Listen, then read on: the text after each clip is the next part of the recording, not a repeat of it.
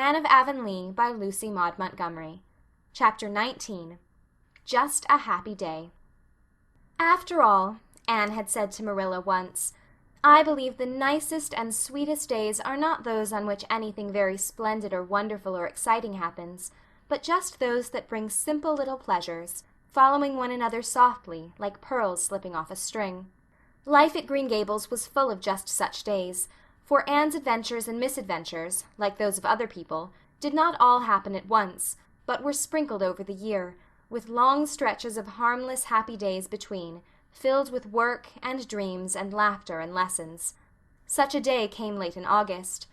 In the forenoon Anne and Diana rowed the delighted twins down the pond to the sandshore to pick sweetgrass and paddle in the surf, over which the wind was harping an old lyric learned when the world was young.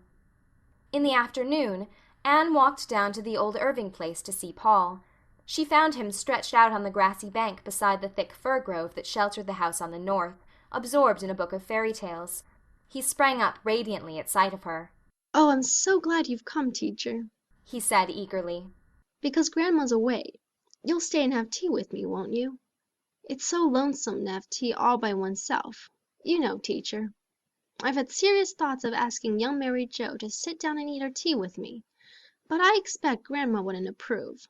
She says the French have to be kept in their place. And anyhow, it's difficult to talk with young Mary Joe. She just laughs and says, 'Well, yous do beat all the kids I ever known.' That isn't my idea of conversation." Of course I'll stay to tea, said Anne gaily. I was dying to be asked. My mouth has been watering for some more of your grandma's delicious shortbread ever since I had tea here before. Paul looked very sober. "If it depended on me, teacher," he said, standing before Anne with his hands in his pockets and his beautiful little face shadowed with sudden care, "you should have shortbread with a right good will. But it depends on Mary Joe. I heard Grandma tell her before she left that she wasn't to give me any shortcake because it was too rich for little boys' stomachs. But maybe Mary Joe will cut some for you if I promise I won't eat any. Let us hope for the best." Yes, let us, agreed Anne, whom this cheerful philosophy suited exactly. And if Mary Joe proves hard-hearted and won't give me any shortbread, it doesn't matter in the least, so you are not to worry over that. "You're sure you wouldn't mind if she doesn't?" said Paul anxiously. Perfectly sure, dear heart. "Then I won't worry," said Paul, with a long breath of relief. "especially as I really think Mary Joe will listen to reason. She's not a naturally unreasonable person, but she has learned by experience that it doesn't do to disobey Grandma's orders. Grandma is an excellent woman, but people must do as she tells them. She was very much pleased with me this morning because I managed at last to eat all my plateful of porridge. It was a great effort, but I succeeded. Grandma says she thinks she'll make a man of me yet. But, teacher, I want to ask you a very important question. You will answer it truthfully, won't you?" I'll try, promised Anne. "Do you think I'm wrong in my upper story?" asked Paul, as if his very existence depended on her reply. Goodness, no, Paul, exclaimed Anne in amazement. Certainly you're not. What put such an idea into your head? "Mary Joe. But she didn't know I heard her. Mrs. Peter Sloane's hired girl, Veronica, came to see Mary Joe last evening, and I heard them talking in the kitchen as I was going through the hall. I heard Mary Joe say, 'That's Paul, he is the queerest little boy. He talks that queer. I think there's something wrong in his upper story.' I couldn't sleep last night for ever so long, thinking of it, and wondering if Mary Joe was right. I couldn't bear to ask Grandma about it somehow, but I made up my mind I'd ask you. I'm so glad you think I'm all right in my upper story." Of course you are. Mary Joe is a silly, ignorant girl, and you are never to worry about anything she says, said Anne indignantly, secretly resolving to give Mrs. Irving a discreet hint as to the advisability of restraining Mary Joe's tongue. "Well, that's a weight off my mind," said Paul. "I'm perfectly happy now, teacher, thanks to you. It wouldn't be nice to have something wrong in your upper story, would it, teacher? I suppose the reason Mary Joe imagines I have is because I tell her what I think about things sometimes." It is a rather dangerous practice, admitted Anne, out of the depths of her own experience. Well, by and by I'll tell you the thoughts I told Mary Joe, and you can see for yourself if there's anything queer in them. said Paul. But I'll wait till it begins to get dark. That is the time I ache to tell people things, and when nobody else is handy, I just have to tell Mary Joe. But after this, I won't, if it makes her imagine I'm wrong in my upper story. I'll just ache and bear it. And if the ache gets too bad, you can come up to Green Gables and tell me your thoughts, suggested Anne, with all the gravity that endeared her to children, who so dearly loved to be taken seriously. Yes, I will. But I hope Davy won't be there when I go, because he makes faces at me. I don't mind very much, because he is such a little boy, and I'm quite a big one. But still it is not pleasant to have faces made at you. And Davy makes such terrible ones. Sometimes I am frightened he will never get his face straightened out again. He makes them at me in church when I ought to be thinking of sacred things. Dora likes me, though, and I like her, but not so well as I did before she told Minnie Mayberry that she meant to marry me when I grew up.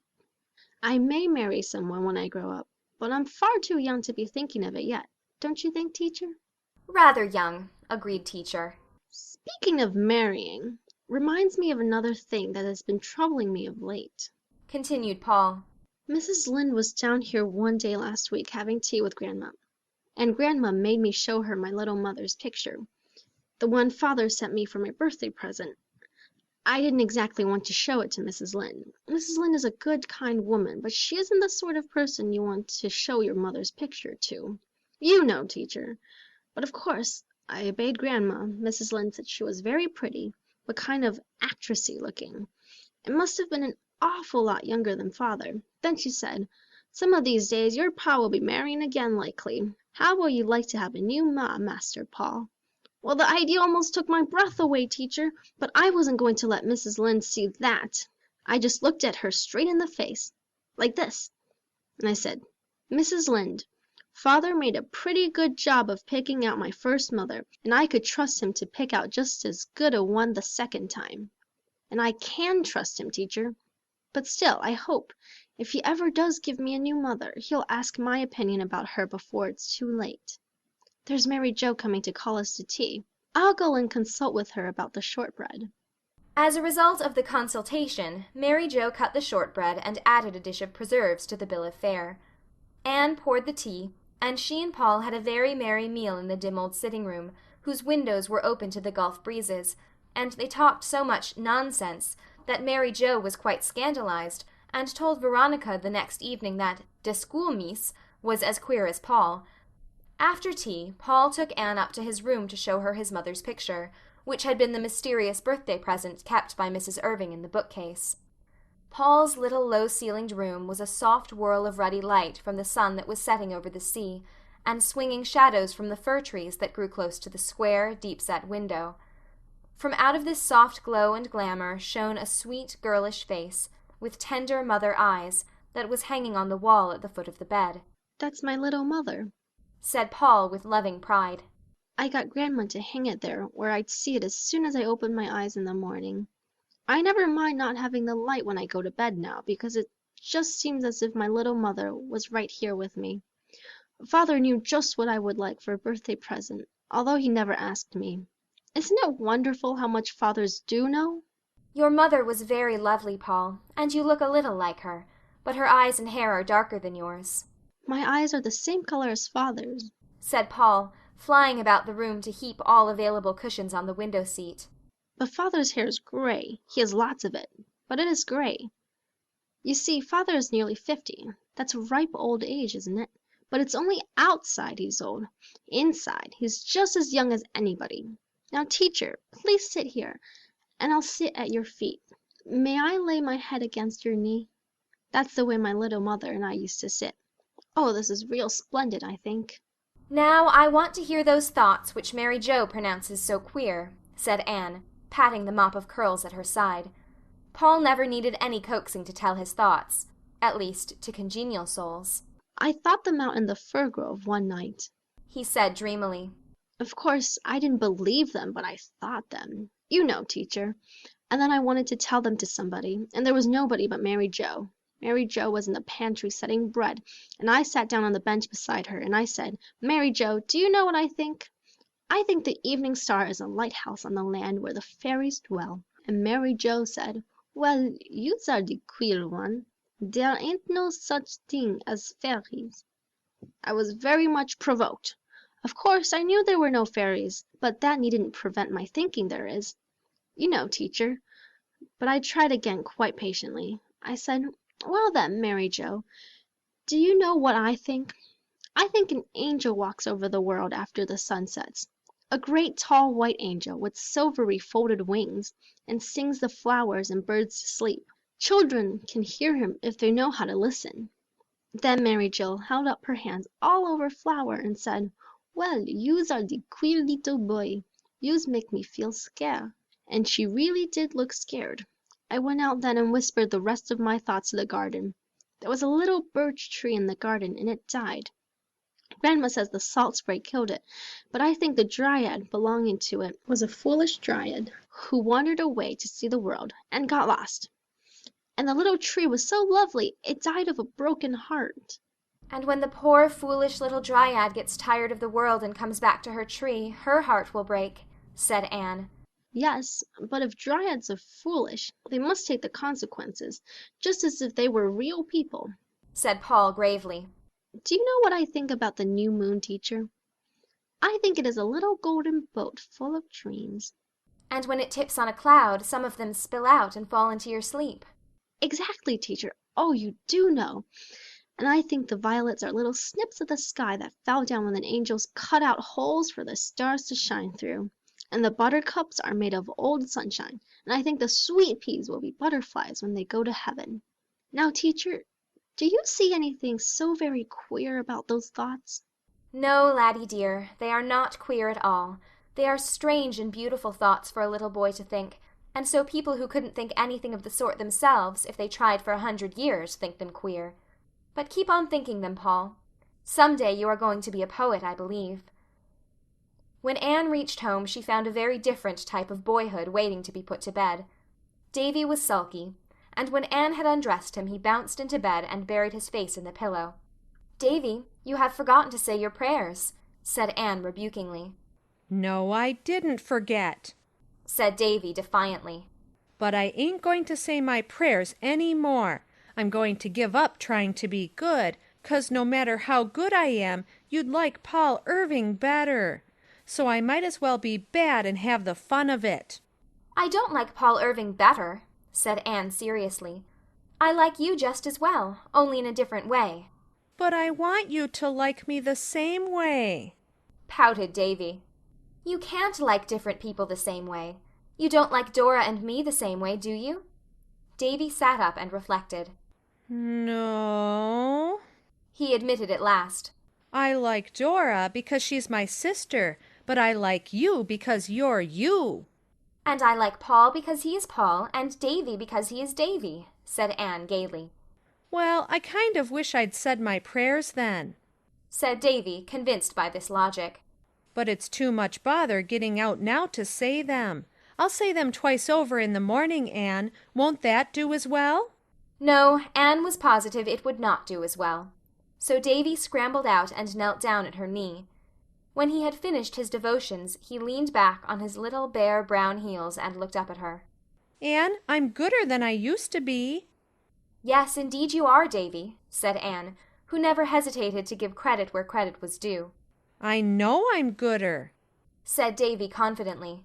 "And I'll tell you how I know it. Today Marilla gave me 2 pieces of bread and jam, one for me and one for Dora. One was a good deal bigger than the other, and Marilla didn't say which was mine, but I gave the biggest piece to Dora. That was good of me, wasn't it?" "Very good, and very manly, Davy." "Of course," admitted Davy. "Dora wasn't very hungry, and she only ate half her slice, and then she give the rest to me. But I didn't know she was going to do that when I give it to her, so I was good, Anne." In the twilight, Anne sauntered down to the Dryad's Bubble and saw Gilbert Blythe coming down through the dusky haunted wood. She had a sudden realization that Gilbert was a schoolboy no longer. And how manly he looked, the tall, frank-faced fellow, with the clear, straightforward eyes and the broad shoulders. Anne thought Gilbert was a very handsome lad, even though he didn't look at all like her ideal man. She and Diana had long ago decided what kind of a man they admired, and their tastes seemed exactly similar. He must be very tall and distinguished-looking, with melancholy, inscrutable eyes, and a melting, sympathetic voice. There was nothing either melancholy or inscrutable in Gilbert's physiognomy, but of course that didn't matter in friendship. Gilbert stretched himself out on the ferns beside the bubble, and looked approvingly at Anne. If Gilbert had been asked to describe his ideal woman, the description would have answered point for point to Anne, even to those 7 tiny freckles, whose obnoxious presence still continued to vex her soul. Gilbert was as yet little more than a boy, but a boy has his dreams as have others, and in Gilbert's future there was always a girl with big, limpid gray eyes, and a face as fine and delicate as a flower. He had made up his mind also that his future must be worthy of its goddess. Even in quiet Avonlea there were temptations to be met and faced. White Sands youth were a rather fast set, and Gilbert was popular wherever he went. But he meant to keep himself worthy of Anne's friendship, and perhaps some distant day her love, and he watched over word and thought and deed as jealously as if her clear eyes were to pass in judgment on it. She held over him the unconscious influence that every girl, whose ideals are high and pure, wields over her friends, an influence which would endure as long as she was faithful to those ideals, and which she would as certainly lose if she were ever false to them. In Gilbert's eyes, Anne's greatest charm was the fact that she never stooped to the petty practices of so many of the Avonlea girls, the small jealousies, the little deceits and rivalries, the palpable bids for favor. Anne held herself apart from all this, not consciously or of design, but simply because anything of the sort was utterly foreign to her transparent, impulsive nature, crystal clear in its motives and aspirations. But Gilbert did not attempt to put his thoughts into words, for he had already too good reason to know that Anne would mercilessly and frostily nip all attempts at sentiment in the bud, or laugh at him, which was 10 times worse. "You look like a real dryad under that birch tree," he said teasingly. "I love birch trees," said Anne, laying her cheek against the creamy satin of the slim bowl, with one of the pretty, caressing gestures that came so natural to her. "Then you'll be glad to hear that Mr. Major Spencer has decided to set out a row of white birches all along the road front of his farm, by way of encouraging the AVIS, said Gilbert. "He was talking to me about it today. Major Spencer is the most progressive and public-spirited man in Avonlea. And Mr. William Bell is going to set out a spruce hedge along his front road and up his lane. Our society is getting on splendidly, Anne. It is past the experimental stage and is an accepted fact. The older folks are beginning to take an interest in it, and the White Sands people are talking of starting one too. Even Elijah Wright has come around since that day the Americans from the hotel had the picnic at the shore. They praised our roadsides so highly and said they were so much prettier than in any other part of the island. And when in due time the other farmers follow Mr. Spencer's good example and plant ornamental trees and hedges along their front roads, Avonlea will be the prettiest settlement in the province." "The aides are talking of taking up the graveyard," said Anne, "and I hope they will, because there will have to be a subscription for that, and it would be no use for the society to try it after the Hall affair. But the aides would never have stirred in the matter if the society hadn't put it into their thoughts unofficially. Those trees we planted on the church grounds are flourishing, and the trustees have promised me that they will fence in the school grounds next year. If they do, I'll have an Arbor Day, and every scholar shall plant a tree, and we'll have a garden in the corner by the road."